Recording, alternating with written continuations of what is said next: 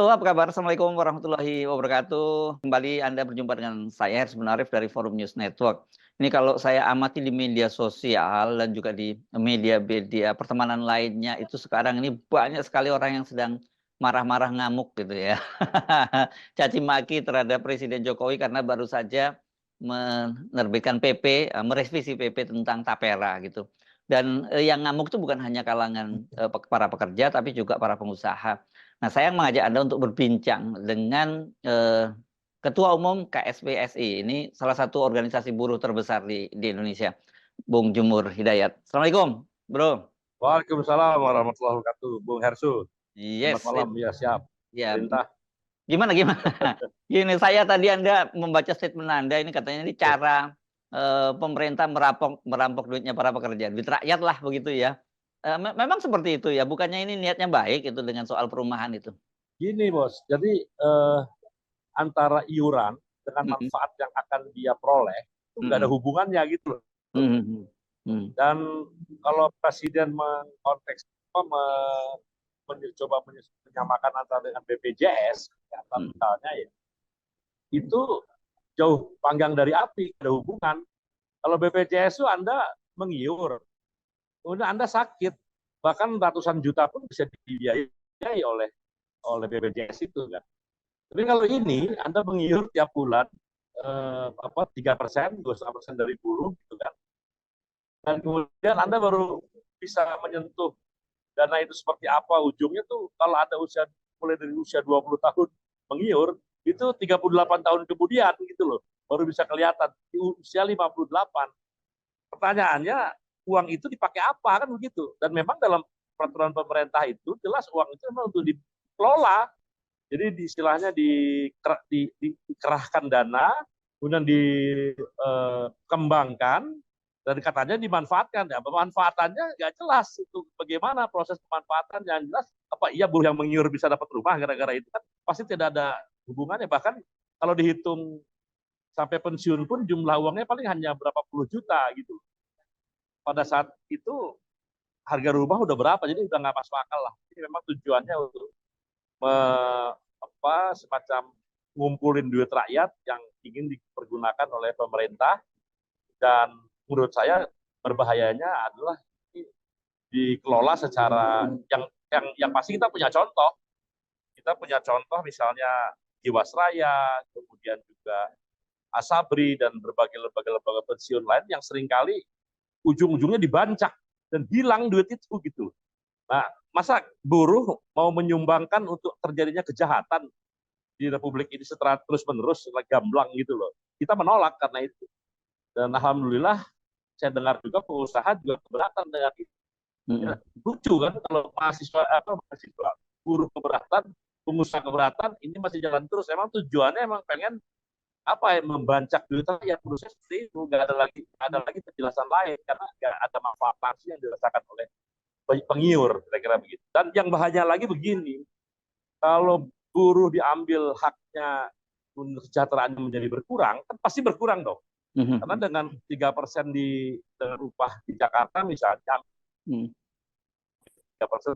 itu bisa beli 10 liter, 10 kilo beras kan bisa menghidupi satu keluarga untuk berapa lama kan lumayan gitu.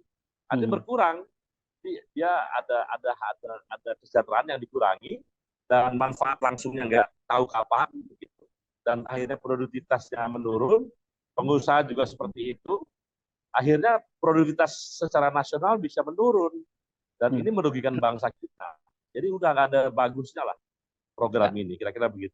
Ya, dan ini saya kira untuk pertama kalinya ya kompak ya antara buruh dengan para pengusaha begitu ya. Ya, ya memang kalau yang sebenarnya kan ini semua ini apa ya? Jadi sama-sama dirugikan juga lah, pengusaha juga menganggap. Karena gini, program perumahan itu tidak sedikit perusahaan yang mengadakan program perumahan untuk para karyawannya misalnya kan. Dan kemudian ada serikat-serikat buruh punya program perumahan murah untuk para buruhnya. Bahkan BPJS Tenaga Kerja itu juga punya program untuk uang DP, uang muka gitu ya, uang muka pembelian rumah. Kemudian ada juga pembangunan konstruksinya. Kalau itu ada juga program-program dari iuran BPJS tenaga kerja selama ini, kira-kira gitu. Jadi sebetulnya kalau mau nolong rakyat, menolong buruh untuk punya rumah, banyak sekali caranya gitu loh. Tidak usah ngambil duit buruh yang nggak jelas tujuannya untuk apa. Misalnya subsidi rumah bersubsidi dengan bunga yang rendah, Ya. pengadaan tanah-tanah untuk perumahan pekerja ya yang betul-betul rendah gitu loh.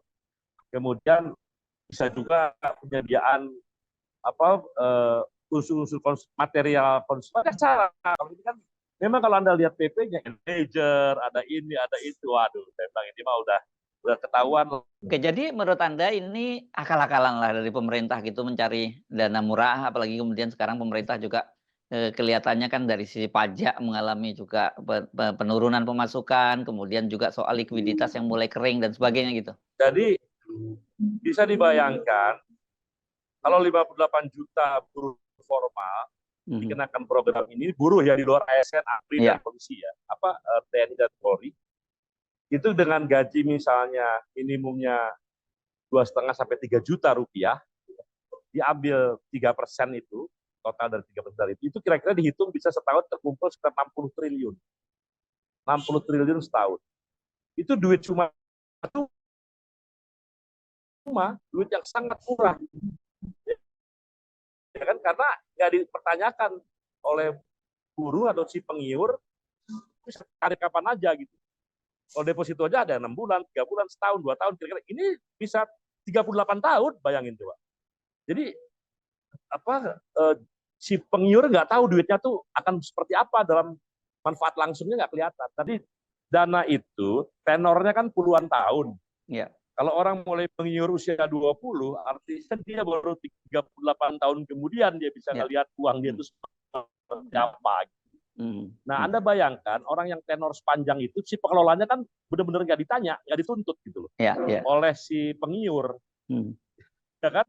Itu bisa dilakukan buat apa saja. Jadi termasuk dimanfaatkan oleh pemerintah sendiri untuk mungkin keperluan-keperluan defisit pemerintah gitu. Dia mungkin mencari duit dana murah kira-kira begitu. Tapi kan ini mengorbankan rakyat, Bos. Mengorbankan buruh, mengorbankan banyak orang. Dan sama sekali nggak ada justifikasi baik ilmiah ya kan, maupun kemanusiaan itu nggak ada gitu loh. Karena itu ini wajib ditolak. Dan KSPSI sudah menyatakan bahwa ini adalah program yang betul-betul diniatkan bukan untuk berkhidmat kepada kaum buruh, tapi ini barangkali berkhidmat kepada orang-orang yang doyan memutar-mutar duit ya, dengan alih investasi, dengan berdalih meningkatkan pengembangan, tapi ujung-ujungnya tuh kong kali kong untuk bancak duit itu. Dan ini sudah terjadi di depan mata kita gitu loh. Dan Anda bisa tahu ya, kenapa sih Jiwasraya sama ASB itu ribut, Asabri ribut, karena dia kalah cash flow. Kalah cash flow itu apa? Karena ketika si pemegang polisnya jatuh tempo, dia ambil duitnya nggak ada gitu loh. Nah, karena itu dia ribut kan gitu. Nah, kalau ini nggak akan kalah cash flow, Bos, karena si pengiurnya itu nggak akan ngambil duitnya selama puluhan tahun. Jadi betapa moral hazard bagi penyelenggara, bagi penguasa, siapapun penguasa, siapapun penyelenggara BP Tapera ini, karena uang yang begitu bisa diapakan saja. Moral hazardnya tinggi. Mungkin orang yang tidak niat jahat pun, karena tidak ada pengawasan dan mudahnya uang terkumpul, bisa berbuat jahat gitu. Kira-kira seperti itu. Kadang nggak ada yang bertanya soal itu. Itulah kira-kira buat apa kita tidak mau memfasilitasi lagi, apalagi uang kita untuk orang berbuat jahat pada rakyat.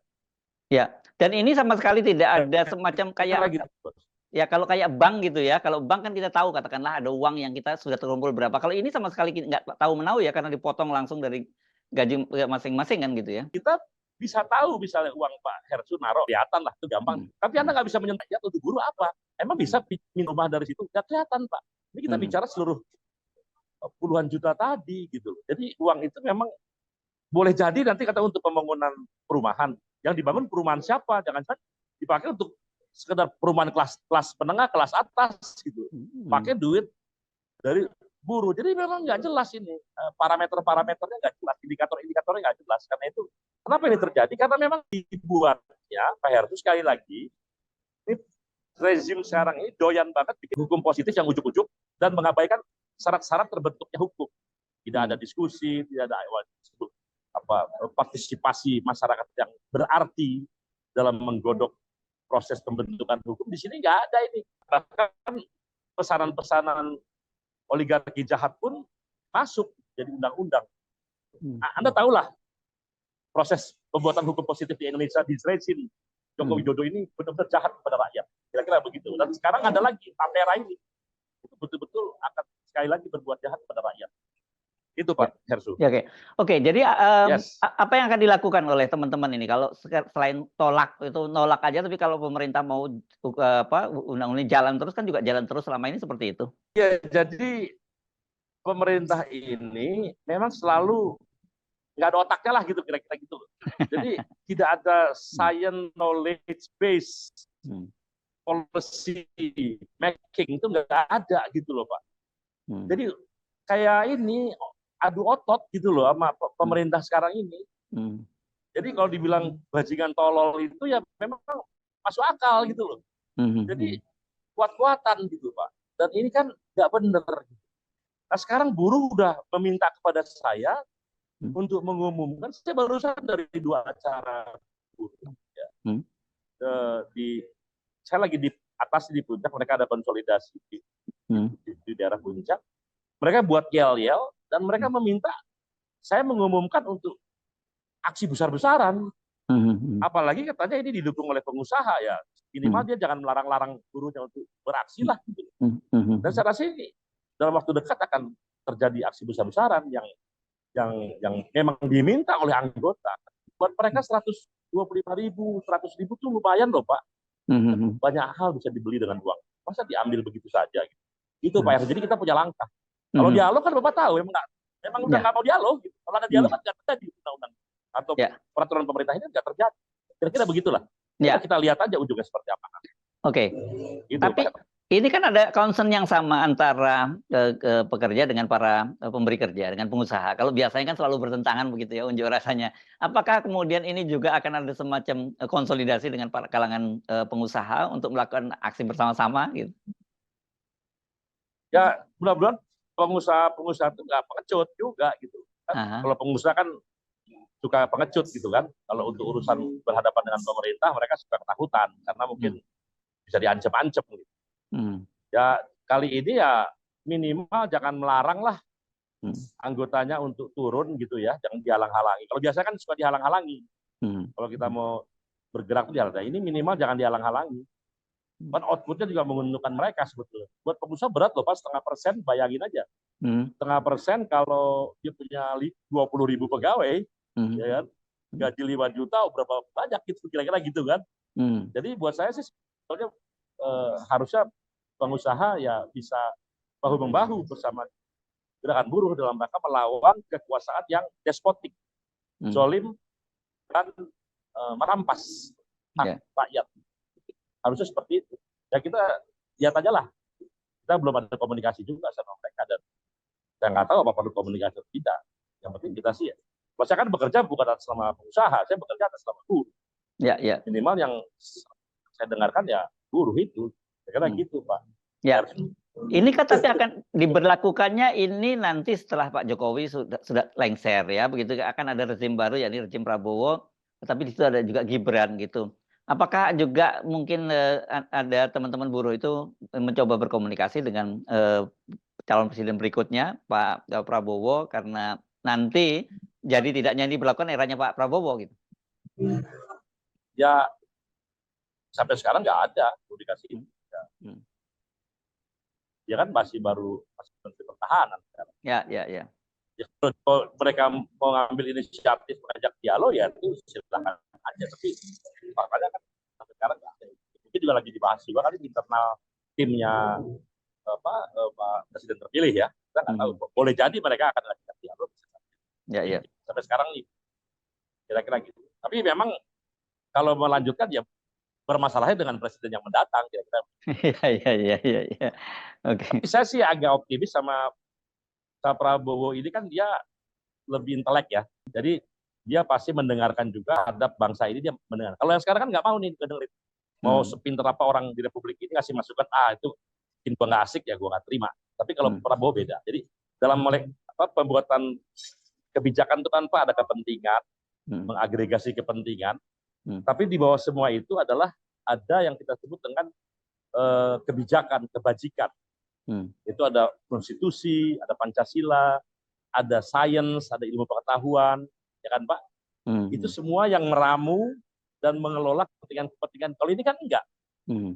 Gue maunya ini kepentingan gue. Berlawanan dengan ilmu pengetahuan, berlawanan dengan Pancasila, berlawanan dengan dia nggak peduli. Berlawanan dengan kemanusiaan gue nggak peduli. Pokoknya gue mau ini, lo mau apa? Sekarang nih rezim ini begitu gaya membuat keputusan atau kebijakan. Nah, saya menganggap rezim yang akan datang tidak seperti itu. Ya, kita lihat. Saya rasa mudah-mudahan intelektualismenya dari presiden terpilih yang akan datang akan dibangkitkan kembali dan tidak lagi keluar kebijakan-kebijakan yang aneh seperti itu. Saya kira gitu lah. Oke, baik. Jadi ini opsinya ya, jelas bahwa akan tidak perlu dialog lagi ya dengan pemerintahan sekarang atau dengan Kemenaker gitu, tapi langsung akan aksi turun ke jalan begitu untuk menolak ini. Ya, saya rasa iya. Dialog memang nggak perlu dialog karena dialog penggunanya dialog udah jadi peraturannya kok. Iya. Kalau soal dia dicabut besok itu cerita lain. Dan ini nggak ada hubungannya sama Kemenaker Pak. Ini nggak ada hubungannya sama Kemenaker. Sama sekali nggak ada. Ini hubungannya adalah sama presiden bendahara negara ya, yang mau mengambil duit rakyat. Menaker juga cuma disuruh-suruh aja mengkoordinasi. Jadi menteri-menteri itu cuma disuruh-suruh aja kira-kira gitu. Yang nanti berbahaya itu siapa yang akan memilih badan pekerja tapera gitu kan, mengelola duit 1 triliun. Nah, itu yang saya rasa disitulah permainan yang luar biasa nanti dan mudah-mudahan itu tidak terjadi. Ya. Kira-kira gitu, Bu. Oke, baik. Terima kasih, Bung Jumhur Hidayat, Ketua Umum KSPI. Ini organisasi, yang mesti penting disebutkan ini lagi, organisasi buruh terbesar di Indonesia. Dan paling tersebar. Paling tersebar merata. Oke, terbesar dan tersebar gitu ya. Tersebar ya, karena dia rata, bukan hanya di kota-kota, tapi sampai ke desa-desa, sampai ke perkebunan. Ya. Alhamdulillah. Oke, selamat berjuang, Bung Jumhur. Assalamualaikum warahmatullahi wabarakatuh. Ya, terima kasih. Salam.